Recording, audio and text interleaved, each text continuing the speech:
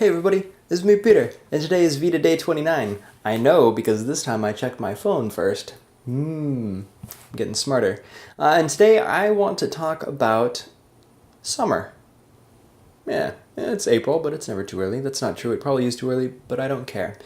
So I walked from my house just a second ago, and I went down to town, which isn't too bad, because for me, down to town means like, I don't know, a 10-minute walk, and I left my house right as the sun was setting, and I noticed something as I was walking, and I wanted to share it with you guys and maybe get your perspective. So as many of you know, I spent the past 4.5 years, well, 6 years, 7 years, we'll go with 7 years, not here where I grew up. And in the places that I lived before I came home, they generally had one season, and it was this weird, bizarre mix. The first place was Monterey, which was perpetual fall/spring, and Hawaii was a summer that isn't like the summer that we have here in Northern California.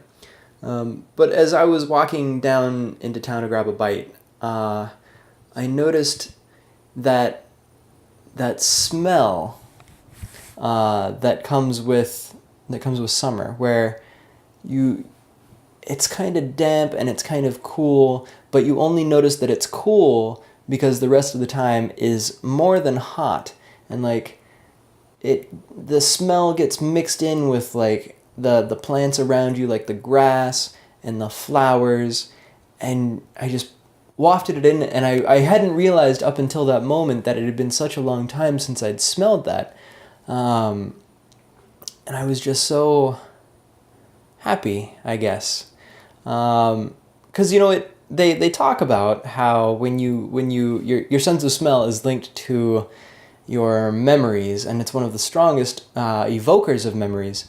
But sometimes you forget, and then it just takes a little something like that to kick you back in.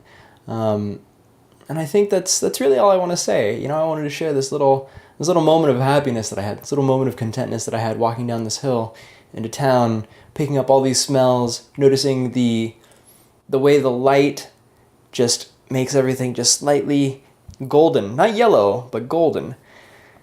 It is truly an exciting time to be alive.